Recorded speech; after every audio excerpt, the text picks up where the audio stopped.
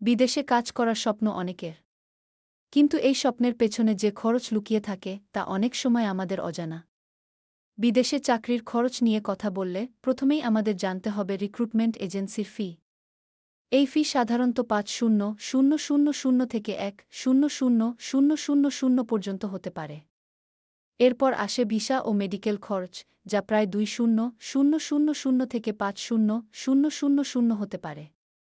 আর travel ও আবাসনের খরচ তো আছেই, যা মিলিয়ে ১,৫ থেকে ৩ লক্ষ পর্যন্ত হতে পারে।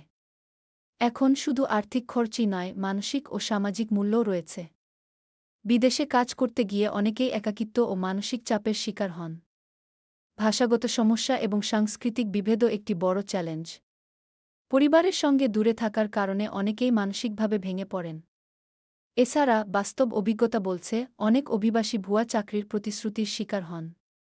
কাজের ধরন, বেতন, আবাসন সবই বাস্তবতার সঙ্গে মেলে না।